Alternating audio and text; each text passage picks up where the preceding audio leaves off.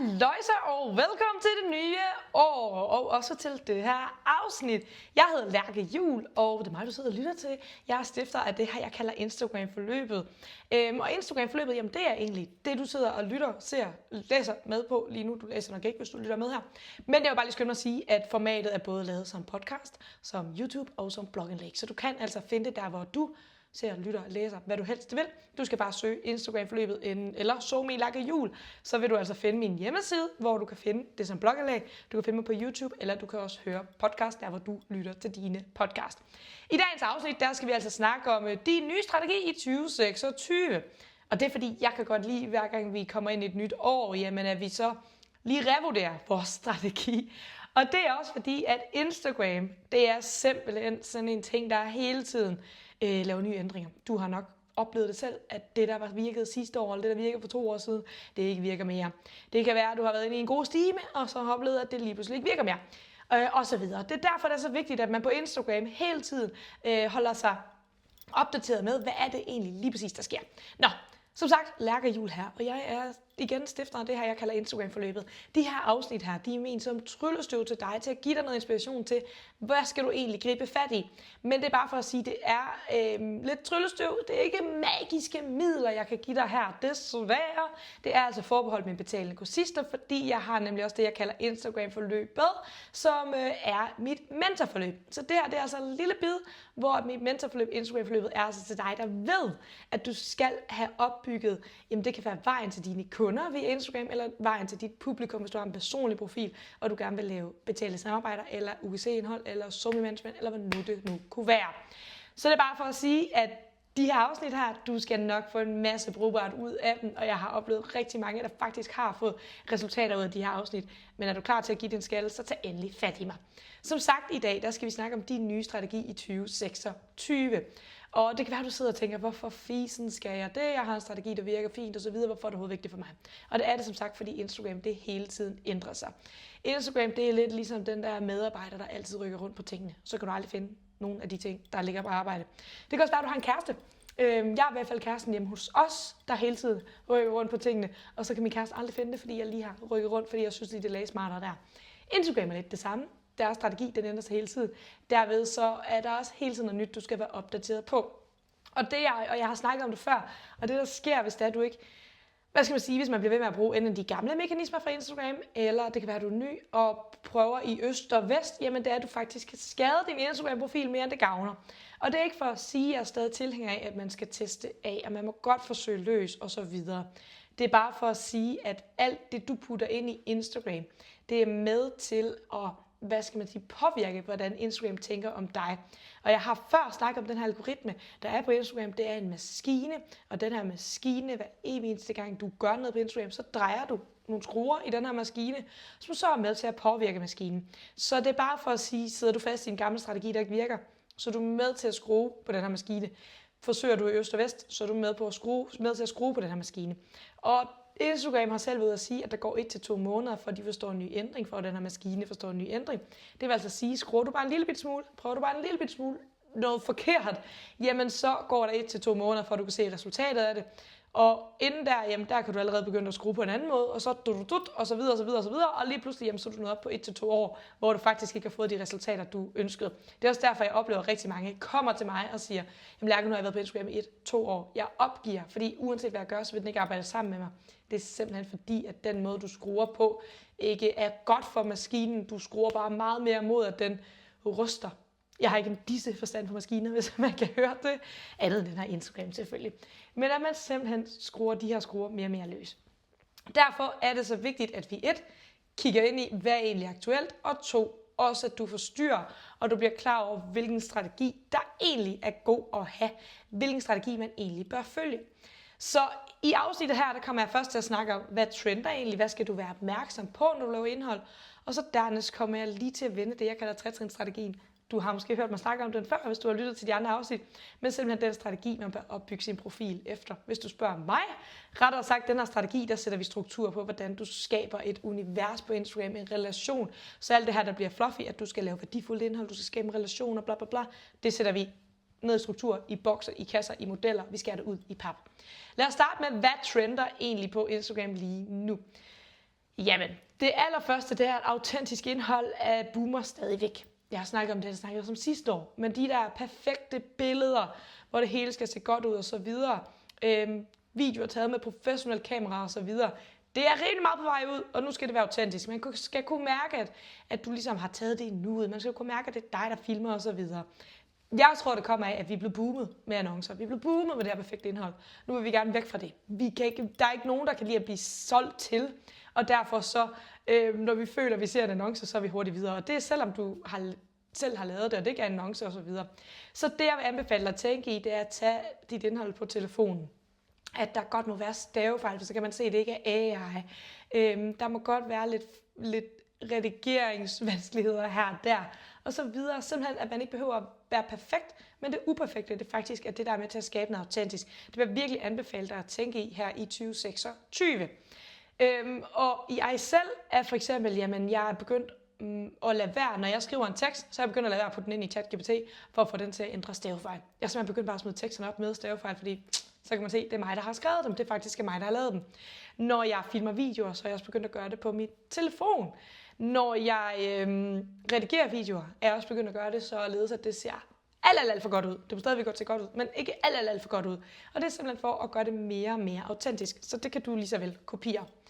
Den anden ting, der virkelig også er vigtigt at tænke i lige nu, det er, at folk de bliver boomet med indhold, og man bliver bedre og bedre til at se imellem fingre med, hvad der egentlig er, indhold, man gider bruge sin tid på.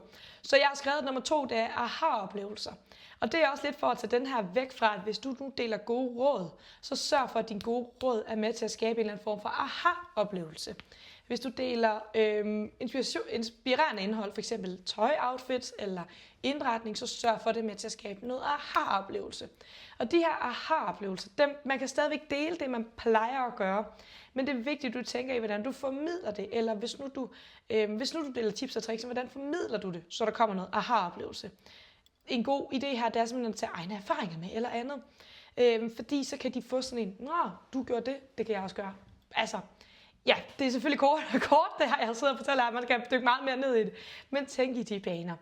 En anden ting, det kunne være, hvis du deler inspirerende indhold, jamen så sørg for, at der i løbet af dine slides kommer noget, måske noget aha, at man ser det fra en vinkel, eller man ser en sjov ting, eller hvis nu du deler, det kunne være, at du har fået blomster, du vil gerne dele, de står der, jamen så kan du også dele, at blomsterne, de har, så kan du dele, normalt så vil man tage flotte billeder, hvor de stod på sofabordet og så pæne ud. Du kan måske dele, at den her tulipan, den har drysset lidt. Er det ikke tulipaner, der drusser? Jeg føler, nej, liljer måske. Jeg er begyndt at købe nogle blomster, jeg elsker, men de drusser lidt. Og jeg ved ikke, hvad det er for nogle. Jeg har ikke forstand på det. Det er ikke det, jeg bruger min tid på. Og også forstand på blomster. Desværre, jeg har tit min bedstemor på opkald i forhold til, hvordan jeg passer og plejer alt det, der hedder noget med grønne fingre og så videre at gøre. Det er et andet snak. Det er bare for at sige, at tænk i, hvordan kan du dele noget, som man måske ikke lige ser normalt. Eller hvordan kan du dele noget, hvor folk de ligesom føler, at de får en aha, i stedet for, at det bare er en forventning, at det skal komme. Så du må gerne bryde lidt med det indhold, du laver. Okay, så det var ligesom punkt nummer 2. Det tredje, hvor jeg tænker, at det er en god idé, du tænker det ind i dit indhold, det er det her storytelling. Og man har altid snakket om storytelling og så videre.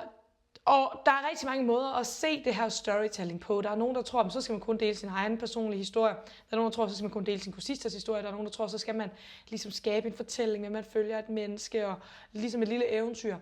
Det jeg i bund og grund ser storytelling som om, og det jeg også vil anbefale dig at begynde at se det som om, det er egentlig blot, at du skal se det som om, at folk de ligesom sidder og scroller, altså at de bliver taget igennem dit indhold.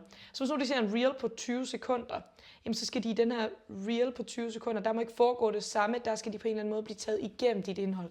Hvis de swiper igennem dit opslag, så skal de på en eller anden måde, altså så skal du sørge for, at de her billeder, de hænger sammen, så de bliver taget fra swipe til swipe til swipe til swipe. Så simpelthen det her med om, at man ikke skal have en forventning om, at folk de selv kan se sammenhængen imellem det, du deler. De ikke selv, hvis du deler en reel, hvor du deler 10 gode tips, de kan ikke selv se sammenhængen mellem de her gode tips, for eksempel. Du skal simpelthen tænke i, at du skal skabe en sammenhæng imellem det, du deler, hvis man kan sige det på den måde. Så de 3 ting, som jeg er begyndt i hvert fald at tænke meget mere i mit indhold, som jeg også vil anbefale dig at gøre, det er 1. Noget autentisk indhold. Det må gerne være uperfekt. Dele nogle aha-oplevelser, eller rettere sagt bryde med den måde, man måske før har formidlet på, således at man ikke man bryder med det, der forventning kunne være. Og så til sidst tænke meget mere i, at man skal skabe en oplevelse. Man skal drage folk videre. Man skal skabe en sammenhæng med det, man deler. Ligesom den her storytelling. Så det er ligesom så de 3 ting.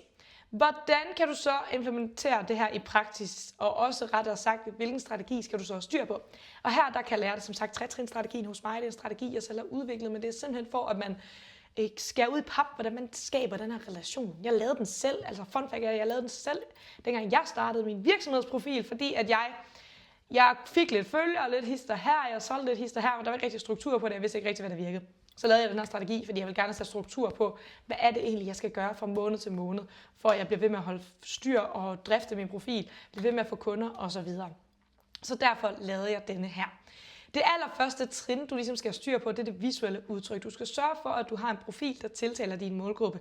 Læg mærke til, at jeg siger tiltaler, ikke tiltrækker, det kommer vi til, men tiltaler din målgruppe. Så du skal sørge for, at førstehåndsindtrykket på din profil, det bare skriger til din målgruppe, at de skal trykke følg. Og i Instagram-forløbet, der dykker vi ned i det her fuldstændig trin for trin, hvordan du opbygger det, du får skabeloner til det hele. Men det er bare for at sige, at du skal sikre dig, at det visuelle, det simpelthen tiltaler din målgruppe. Trin nummer 2, det er så, at du skal have styr på algoritmen og styr på at drifte din profil. Du skal simpelthen have styr på, hvis vi starter med at drifte din profil, hvad er det, du skal gøre igen og igen, for at du bliver ved med at køre det her hjul på Instagram. Og det er simpelthen således, at det går i stå. Det er en mekanisme, det er et maskinrum, det skal smøres, det skal så videre, gøres ren og alt det her, man skal gøre med en maskine, tror jeg, man skal gøre. Der skal i hvert fald puttes olie og sprinklervæske på min bil, og nogle gange skal den også lige ind i vaskehallen og alt det her. Så, trin nummer 2, det handler altså både om alt det, der skal driftes, men så skal du altså også have styr på, hvordan træner jeg det her maskinrum, således at den kører rigtigt. Rettere sagt, hvordan putter jeg min bil til mekanikeren, eller reparerer den selv, således at jeg ikke skal bruge penge på det. Man kan også sammenligne det lidt med, putter du den til mekanikeren, jamen, så putter vi penge i annonceren. Reparerer du den selv, jamen, så er det dig selv organisk. Okay, det blev sådan lidt indviklet. Men i Instagram-forløbet, der dykker vi ned i det, jeg kalder en handlingsplan. Og jeg fortæller lidt om, hvordan vi gør det i Instagram-forløbet, fordi så kan du perspektivere til, hvordan skal min strategi opbygges. Og igen, så er det tryllestav, det er inspiration, det her. Det er svært at sidde med helt selv, så er du klar til at give din skalle. Ved du, at du skal tage det her skridt, så tag fat i mig. Så bliver en del af Instagram-forløbet. Så lover jeg dig, at jeg tager dig igennem de her mekanismer. Men i trin nummer 2, der vil du altså få det, jeg kalder en handlingsplan. Så du vil altså helt konkret få ind i kalenderen, hvilke handlinger du skal gøre for at drifte det. Og så vil du også få det, jeg kalder 10, 20, 30, 40, 50 vækstmodellen. Som en model, der ligesom fortæller dig, hvilke aktive handlinger du skal gøre på Instagram, for at fortælle det her maskinrum, hvem du skal vises ud til. Sammenlign de aktive handlinger med, at du selv begynder at reparere din bil. Du lærer altså, hvordan du skal reparere din bil, og lige pludselig kører den bare fuldstændig som smurt mod destinationen, du skal imod. Så det er altså her ved trin nummer 2, og det er også det, du skal have styr på i din strategi, jamen der du ved, i hele 2026, jamen fra uge til uge, fra måned til måned, fra dag til dag, hvad skal du gøre, for at du drifter og smører de her tandhjul? Og det er dit eget ansvar, så længe du har en Instagram-profil. Og højst sandsynligt, når du sidder og lytter med her, så vil du gerne noget mere med din profil, såsom at skaffe kunder, eller personlige samarbejder, eller UGC-indhold. Så det er altså også dit ansvar at få skaffet det her. Så det er trin nummer 2. Trin nummer 3, det handler så om, at du skal forestille dig ved trin nummer 2, der tiltrækker vi målgruppen, som jeg lige sagde. Vi tiltrækker dem ind på vores profil, og fordi du er på trin nummer 1 fået styr på, nu tiltaler du dem også, så trykker de følg. Trin nummer 3, det handler så om, hvad sker der, når de har trykket følg. Og det, der sker her, det er, at de begynder at se dit indhold, dine posts, dine reels, dine stories regelmæssigt, fordi de har taget et valg om at trykke følg. Og det er så vigtigt, at vi bliver ved med at bevare, at det ikke kun er den her følgtryk, der var den aktiviteten hos dem, men at vi bliver ved med at bevare, at de liker, kommenterer, gemmer osv. Derfor trin nummer 3, der dykker vi simpelthen ned i der skal du styre på din content-strategi, du skal styre på dit indhold, du skal styre på, hvilke mønster du poster i osv. I Instagram-forløbet, jamen der vil du simpelthen få det, jeg kalder cirkel-content-strategien. Igen, så deler jeg det, for at du kan perspektivere til, hvad er det, der er vigtigt, jeg har styr på. Den her cirkel-content-strategi, det specielle ved den, det er, at du lærer, hvilket mønster du skal poste i. Også hvis du har forskellige ting at dele ud af. Hvilket mønster skal du poste i? Hvad skal du egentlig dele ud af? Og det er også det, du skal tænke på, det som om, at du i 2026, jamen der skal du styr på, hvilket mønster poster i, så jeg bliver ved med at bevare den her relation og opbygge den. Og dernæst, jamen, så skal vi jo sikre os, at det vi så deler i det her mønster, altså de opslag, reels og stories, du deler, jamen at det så også er godt nok. til at Instagram gider at vise det ud, og at folk faktisk gider at se det, og kommentere, gemme og like osv.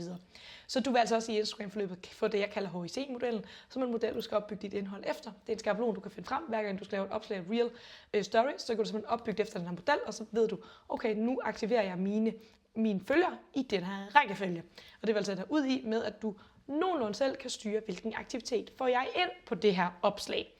Så det du ligesom skal styre på ved trin 3 i forhold til din strategi i 2026, jamen det er, at du har styr på, hvilket mønster du poster i, og hvordan du formidler dit indhold. Altså hvordan du opbygger dine opslag, reels og stories. Så jamen helt konkret, hvad er det, dine følgere kommer til at se? Dernæst, jamen, hvis du nu skal sælge, eller hvis du nu skal betale samarbejder, så er det næste trin, jamen det er jo så, at det publikum, du har fået opbygget nu, jamen at du så får styr på hele mekanismen bagved, hvordan sælger jeg, eller hvordan får jeg betalt samarbejder. Det er en anden snak, det har jeg andre podcast-afsnit omkring. Det her det er strategien til at få succes med din profil.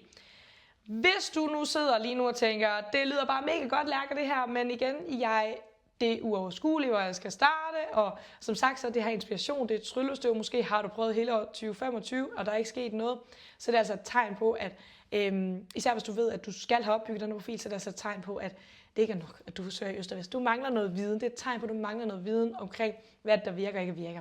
Og det er altså her, Instagram-forløbet kommer i spil. Så det er også bare lige for at sige, at vi har startet et nyt år, du ved, man kan ikke lade være med næsten og reflektere over det forrige år, hvad har jeg opnået, hvad er jeg kommet til osv. Så måske sidder du med en følelse af, at i år skal I være i år. Og så er det altså bare med at komme i gang. Det tager tid at opbygge det her. Du skal ikke forvente at gøre det over en weekend. Og det er simpelthen fordi Instagrams mekanisme ikke kan lade dig gøre det over en weekend. Det tager tid at opbygge det her. Så hvis der er du er nysgerrig på det, så vil jeg rigtig gerne tilbyde dig en uforpligtende samtale, hvor at jeg simpelthen går ind og vurderer, hvad der er behov for din profil, hvordan kan jeg hjælpe dig. Og det eneste, du skal gøre herhjemme, det er bare at hoppe ind på somilærkehjul.dk eller Instagram, hvor du søger somilærkehjul eller Instagram-forløbet, kan du også søge under, så kommer jeg også op. Og så bare lige skrive til mig, at du har lyttet med, og at du godt kunne være interesseret. Så tager jeg og kigger på din profil, så skal vi nok helt uforpligtende gratis stykke ned i, hvad der er behov for hos dig, inden du overhovedet behøver at overveje et valg, om Instagram-forløbet er det rigtige eller ej. Vi starter altså bare med at afdække, hvad mener jeg, der er behov for, hvad mener jeg, der er potentiale.